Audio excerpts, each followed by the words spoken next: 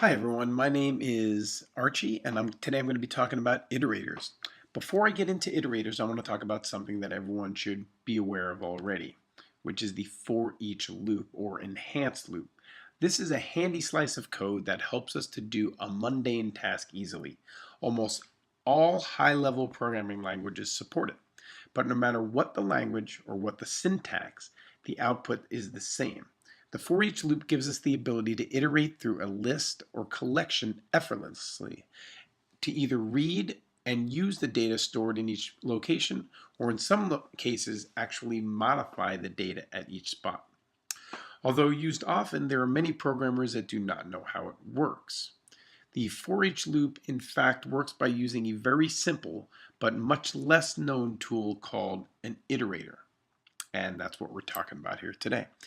An iterator is any class that implements the iterator interface. Since I will be demonstrating the creation and use of an iterator today in Java, let's look in the Java API at the iterator interface. As you see here in Java, when implementing the iterator interface, there are only two methods that are required to be written. The hasNext method, that lets us the program know if there are any more items to look at. And the next method, which returns the next piece of data and moves on to the next item in the list. Used together, these two methods give you all the tools you need to move through the data structure one at a time, obtain the data at each stop, and finish when there is nothing left to obtain. The concept goes like this. The iterator starts at a location in the structure, generally the first location or the head. From here, the program uses the hasNext method to see if there is something else in the list to return. As long as there is, then the next method is called and the data is saved to a variable. The programmer can then use that variable for whatever he needs. Then the loop starts again on the next piece of data until the hasNext finally returns false, meaning there is nothing left to return, and the loop finishes. This is how the for each loop works. The magic of an iterator is that they are custom made to the data structure you are using. Because of this, it is generally common to nest the iterator class inside of the data structure class, since it will only be good for that particular data structure. In order to show you an example, I have written a data structure, a very simple data structure, a linked list, and we are now going to put an iterator into it. Now, if you look, I made an iterator tester. So basically this just, in this tester here, this makes a new linked list and adds a bunch of words into it. And then I try using a for loop. But you can see here that there's an error. If you hover over the error, you say, can only iterate over an array or an instance of Java lang iterable. What that means is the compiler is looking at my data structure and trying to see if there is an iterator there. Well, how does it know if there's an iterator there? Well, it turns out that if you're going to be putting an iterator into a class, you need to implement something called iterable. And what iterable means is that this class can produce an iterator for it. So let's just do that really quick.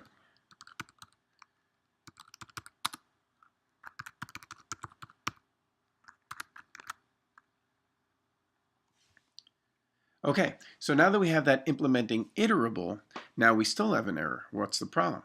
Well, the problem is that this interface has one method that it needs, and that is an iterator method. It's called iterator.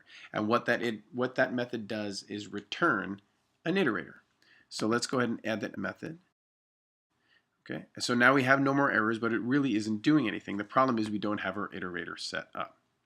So let me go ahead and type, like we said before, there is usually generally a nested class inside that is an iterator.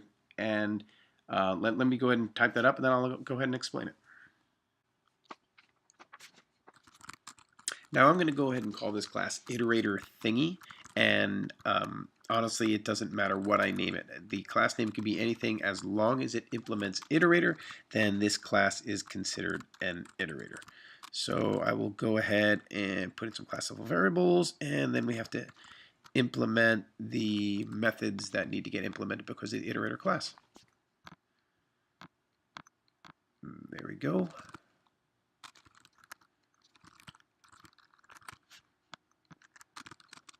And I'll finish this up in just a second, and I will explain everything that I'm doing.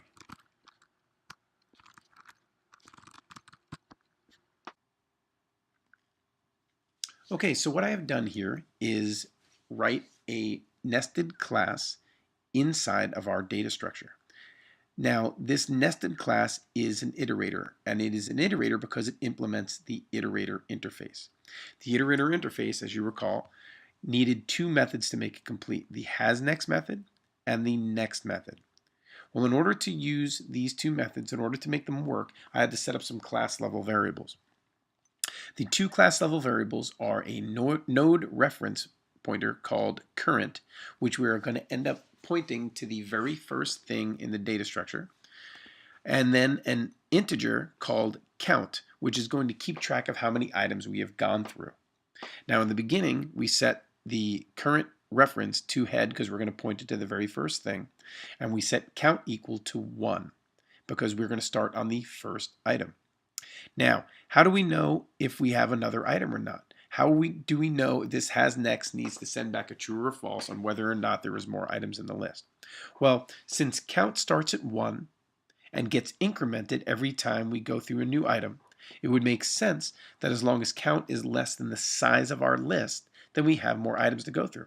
When we're on the first spot and the count is 1, then if we have 10 items in the list, then that means we have 9 more items to go until we're at the end. So what we're doing is returning whether or not count is less than or equal to current size. So that's a pretty simple method. The next method is the next method, which takes the data at each location and returns it. And it also increments the pointer that we're at to the next location. So what I did was set up a temporary variable that grabs the data at each location, and then it takes that current pointer, which starts on the first one, and increases it to the next one. And then finally it increases count, which helps us determine whether or not we have more left. And finally it returns the temporary variable. And that is how an iterator class is set up.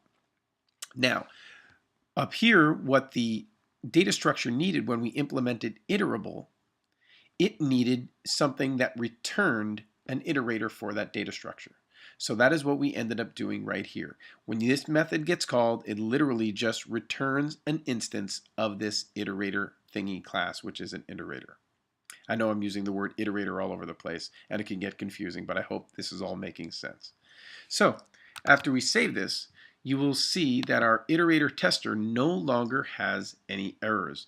This list, that is the same list we had before, which is just a linked list, now is able to be used in a for loop because the compiler sees it as something that returns an iterator for it.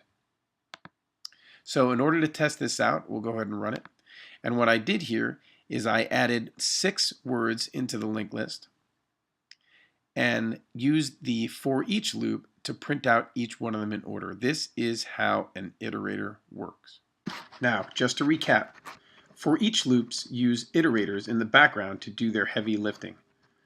When adding an iterator to a data structure, the general idea is to add it as a nested class, since this iterator will only be used by this data structure. For a class to be an iterator, it needs to implement the iterator interface, which has the methods hasNext and next.